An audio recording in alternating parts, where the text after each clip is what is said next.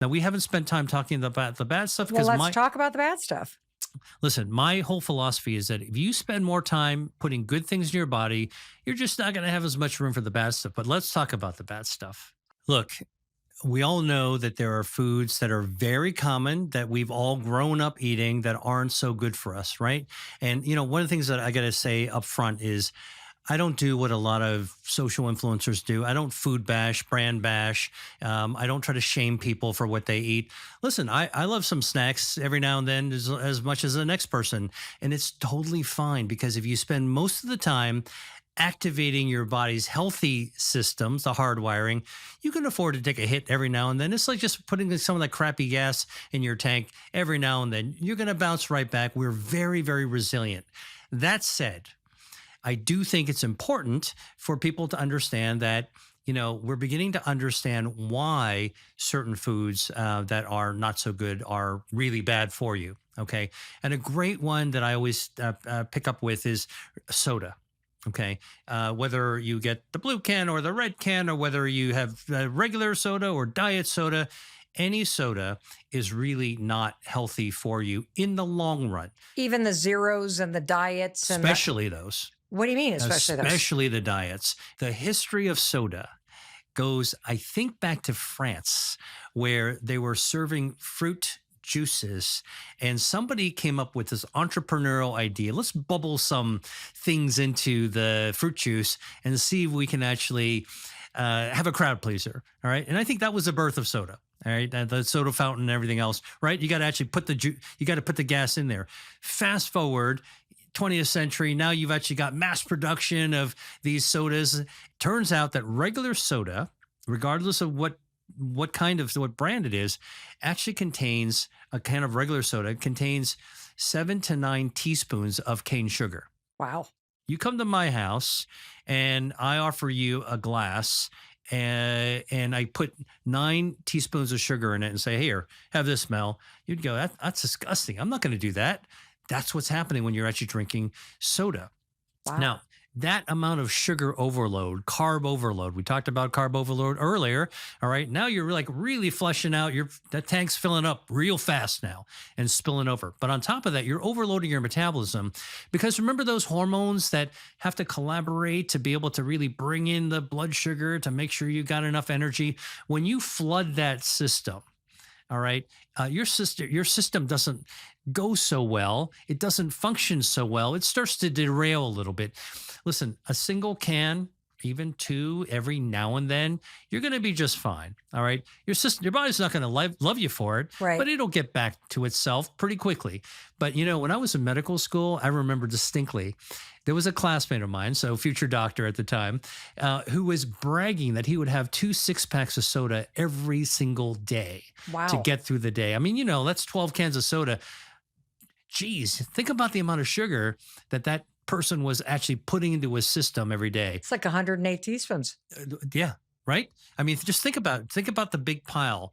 Now, I will tell you that the reason that the zero version, the sugar-free version was developed is because, well, in the 1970s and 80s, we started realizing that sugar causes you to gain weight. So let's come up with something else. Well, classic to the industrial food mindset, let's go invent something. Let's go invent artificial sweeteners, right? Non-caloric sweeteners. You can eat them. They taste sweet, but they don't actually add any calories. That must be better, right?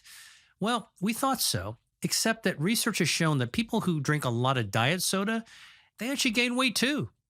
Huh. They also gain weight, all right? Even without sugar. But hold on, because I thought that we talked earlier about the fact that calories are fuel and there's less calories. Exactly. You're right about that. However, we also talked about the fact your gut microbiome helps you have good metabolism and burn fuel. And it turns out, and Mel, this is pretty new, like within just the last few years, the discovery that our gut bacteria is very sensitive to artificial sweeteners.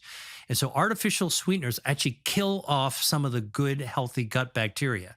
So something that's well-intentioned, non-caloric sweetener, goes right down. We don't absorb any of it because it's not a calorie, goes down and feeds our gut microbiome. Remember? And so what happens is the gut bacteria start to revolt. They don't do so well. Some of the gut die off. And now, guess what? Your metabolism isn't functioning normally. You're derailed from that hardwiring. And now you start to gain weight. So food number one that I think that you should stay away from are sodas, regular or diet. That's one of the ones that you want to stay away from. All right. Second food that I tell people to try to stay away from are these packaged health foods. Now, you go to the airport and you go to, you see the bar and it looks like it's got granola and all that kind of stuff in it. It seems like it'd be a healthy bar. Yes. Take a look at the ingredient label. Okay. And you will find that there are all these emulsifiers, the glue that holds the things together, sometimes artificial flavorings that are actually in there because, the healthy stuff doesn't have enough sweet hit for you. Sometimes artificial coloring. So it looks a little bit nicer. Or here's another one besides the bar. Like tree nuts are healthy, right? So you like almonds, macadamia, pistachios, cashews. Right, you go to the airport, you go to the convenience store part. Oh, let me go look for some in the health food section. There's nuts in a bag, all right, and they're barbecue flavored. Well, there's no such thing as called barbecued flavored. Take a look at the ingredient label. Those are red food coloring, yellow food coloring. They've got artificial seasonings. It's not even real chili pepper. It's like artificial stuff. It's designed to light it up. Anything that's manufactured like that to be healthy, please read the ingredient label. If it seems like it's Greek or Latin or you can't pronounce it quickly, it's probably an ultra-processed ingredient that's going to harm your health. It's going to increase oxidative stress. It's going to stress out your body. It's going to cause inflammation, maybe damage your gut microbiome. So again, I think stay away from that ultra-processed stuff that's got, if it looks like it might be nuclear colored, all right, that's probably not good nuclear for your gut. Nuclear for your gut. Don't nuke your gut. Don't nuke your gut. What else should we avoid? All right. Another thing that you want to actually be really, really mindful of are processed meats. Now, look, we all grew up with processed meats. I can remember, one of my earliest memories is like going to school with a paper bag with a sandwich my mom made with processed meats. You go to the deli. Do you know what, by the way, why they call them a delicatessen or a deli? No. It's short for delicious. And it was actually coming from the people that were trying to figure out how to actually sell leftover meat products in a way that would be delicious. So a lot of these salamis, bolognas, all the stuff that you would actually see in a deli are all put together from little scraps of meat that come as byproducts of the food industry. First, I'm going to come back to that, but first let's talk about why it's not so good for you. That's disgusting. That's what's in that's what you're getting when you get sliced meat? That's right. No. Yeah. Really? Yeah. Do you think that a turkey comes in a square? Well, it kind of looks like a breast. I don't know. I see organic on the package because as you're saying processed meat, you're talking about like sliced meats. Yeah. I'm talking about the kind that, like at the deli, they move them back and forth. They what's slice wrong these with things. that? Well, it turns out that the World Health Organization has identified that these processed meats, all right, and we're not talking about like freshly butchered, prepared at home or at a restaurant, but these processed meats contain all kinds of chemicals to be able to actually get them to where they are.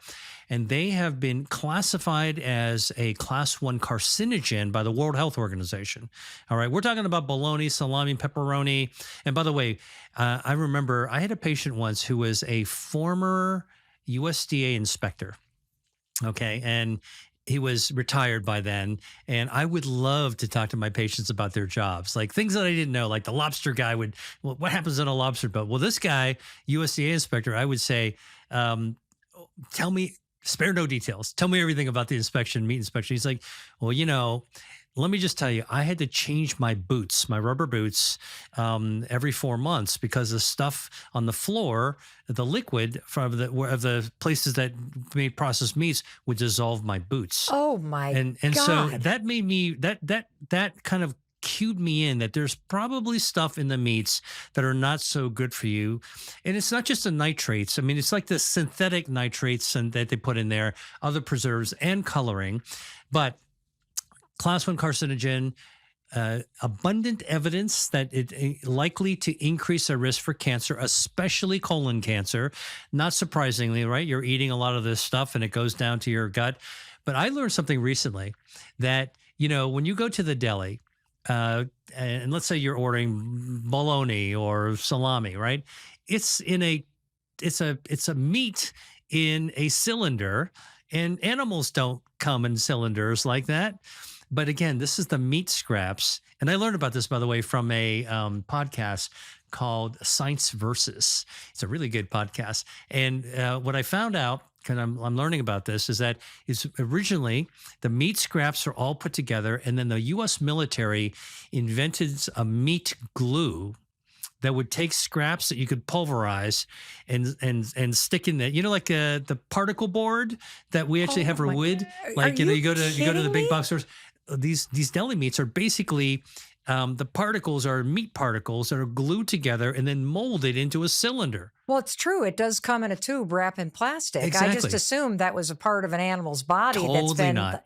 Wow. All right. So if I buy those sliced meats and it says organic, still, I would just say, okay, look, you're killing me, Dr. Lee. Listen, I'm by the way, I'm a reasonableist. So if your favorite thing is a bologna sandwich, knock yourself out, enjoy it, but just take the time to really savor it and don't do it very often. Got all it. right. You know that it's not good. Listen, not to speed on the highway, but we all do it every now and then. But don't speed all the time, because that's what's going to lead to a car crash. So I'm not endorsing people to go out to eat deli meat. What I'm saying is that just like the soda, just like, the nuclear snack foods, processed meat ain't good for you. All right. It tastes good. We grew up with it, but it's not good for you. What else should we avoid? All right. I'm going to tell you something you're going to be surprised by. And this is new research, and that's bottled water. Why do we avoid bottled water? The water isn't the problem. It's the bottle. And we're beginning to realize that these bottled waters, I mean, come on, like I used to carry around bottled water all the time with me. All right. You're supposed to stay hydrated, right? Right. Okay. Any vacation you go to, you're getting a bottle of water in your hotel room. Turns out that now we realize that the bottled water, the bottles of plastic bottles, are shedding microplastics into the water. So while we don't taste it, we're actually pouring plastic into our bodies. All right, little tiny particles, plastic particles. And you know how much plastic we are ingesting on average every week? No. A credit card's worth of plastic. Really? Every week we're ingesting it. Now, listen, we've known this for some years, but and I used to be asked this all the time, what's the consequence of the plastic? And I used to, just only a few years ago say, we don't really know. It seems like it's probably okay. Our body must get rid of it somehow. Now we know, just in the last 24 months, so this is new, all right? I'm telling you a bunch of new stuff, that microplastics are detectable in the human body, and they're associated with badness. Let me tell you, there was a study that came out of Italy with neurologists and cardiologists that looked at people with clogged blood vessels, cardiovascular disease, in the large vessels that feed their brain, and they were narrowed down. And what they found is that when they took out the clog, right? So it's kind of like calling a plumber in to clean the drain. When they cleaned the drain and removed the plaque, the clogging of the blood vessels, they found that they could detect plastic embedded in the narrowing of blood vessels that would be feeding the brain. More importantly, they found a correlation. The people who had plastics embedded in their blood vessels had a four times increase in having a fatal heart attack or stroke. Whoa. Okay. That's serious stuff. Subsequently, we've actually discovered you can actually find plastic in the brain. In fact, you can take a kitchen scale and measure two human brains, and you know which one's got more plastic in it. It's heavier. You can measure it. Like you're measuring flour for making cookies or whatever. You could actually measure the amount of plastic in the human brain. And we found plastic in the blood circulation. We never looked at it before, but in a vial blood in a doctor's office, if you looked for it, you can actually find plastic circulating in it. And we've actually found plastic in human testicles. We found it in human semen. Don't ask me how it gets down there. And it's also found by urologists who are actually doing surgery. They've actually found it in the flesh of the penis, embedded in there, probably from years and years and years of being exposed to plastic. Now, is that like I don't mean to like it sounds terrifying, but what should you be drinking your water out Okay. of? Glass? So number one, this is let me just give you some real practical stuff. All right, water. If you want water, drink. Put it in a glass container, Okay. not a plastic container. And for those of you who are bringing your water bottles to the gym, get a metal one or get one that's lined with glass on the inside. Take the plastic ones, toss them out immediately. And when you go back to the kitchen, go root around your drawers and your cabinets, and anything that you might have once used to store leftovers, the plastic stuff, plastic containers, the plastic top, out it goes. All right. Replace it with ceramic or glass. Okay. Cups in your cupboard. You've got, the ceramic mugs. You've got the glasses for, your guests. You might some plastic ones that are out there. You got it at a ball game or whatever. Out. Throw it out. And now I feel like an idiot because I've handed you a silicone glass, so it doesn't don't drink out of it, Dr. Lee. Don't listen. I mean, I'm telling you, microplastics are a big deal. Now, I'll tell you, it's almost impossible to get away from microplastics. They're everywhere in the environment. They're in the new carpets. They're in the HVAC systems of our house. Yeah, but that's different than actually ingesting it in your food. We breathe it in and it gets into our body as well. But you're right. What I'm trying to say is that for foods that you want to avoid, okay, you want to stay away from plastics whenever you can. That means don't microwave something with a plastic top or with a saran wrap on top. That means don't buy food that's pre-packed in plastic. Those kinds of quick eat meals that you could actually have. All right. It's got a big plastic thing that you nuke in the microwave and you put a fork to let the steam out. Mm-hmm. All that stuff is just coating it with plastic. And obviously impacting our metabolism. And we believe that those, by the way, there's people have been talking about this for years, like maybe these microplastics are endocrine disruptors. And that's why we're actually having problems with our hormones. I don't know. I haven't seen enough data on that. I mean, listen, I'm a scientist. So here's the thing about scientists, like a real scientist. And I know you've talked to a bunch of them. A real scientist will tell you what they know, but they'll also tell you when they don't know something. And I don't know enough information about hormone disruptors and microplastics, but I do know, because I'm a vascular guy, I study blood vessels. I do know that the little particle bits that are stuck in your blood vessels are linked to real serious health outcomes and badness. And so for me, one of the things besides processed meats and, nuclear foods and, and sodas, I would say stay away from water in a bottle or water in a container that's plastic, because you have a choice. You can get one out of glass. You hear the word diet or lose weight and you immediately are like, oh, and it feels like you're going to have to restrict. But I love food. How the hell do I lose this fat? Keep weird stuff out of your body. Let's talk about the bad stuff. Soda. A can of regular soda contains 7 to 9 teaspoons of cane sugar. Bottled water, plastic bottles, are shedding microplastics into the water.